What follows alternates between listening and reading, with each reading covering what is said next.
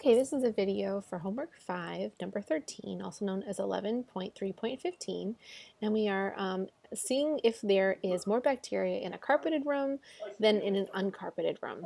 So one thing first you need to do is pick your null and alternative hypothesis. Now, the easiest thing to remember here is that your null hypothesis, H naught or H sub 0, always has to have an equal sign in it. So right away we can say that A is not one of our choices because this does not have an equal sign.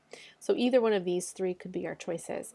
Now because we think that, the claim here is that the researcher thinks that the carpeted rooms contain more bacteria than uncarpeted rooms, we're going to go for the one where our alternative hypothesis is a greater than symbol for more. Now next we need to determine the p-value.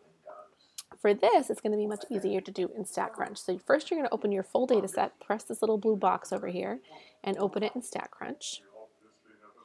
And then we want to go ahead, and you can see we have the data that was brought right over here for us.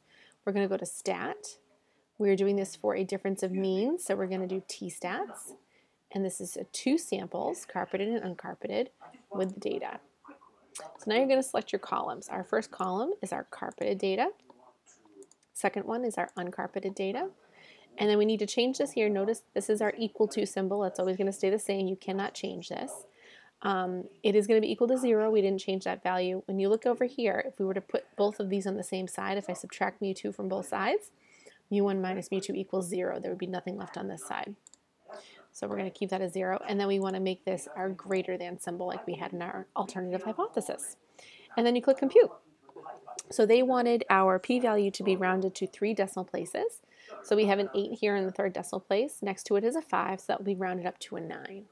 So if we look over here, that's how they got 0.099. Now the last piece is going ahead and making your decision.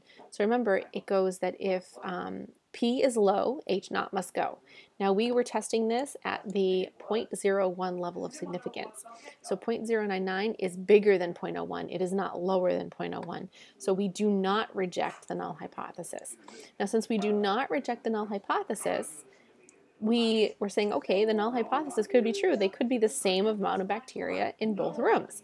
So there's no evidence to say that this one is true, that there is more. So that's why we're saying do not reject H naught. There is not significant evidence to conclude that the carpeted rooms have more bacteria than uncarpeted rooms. So let me know if you have any more questions on that, but definitely StatCrunch makes it much easier for us.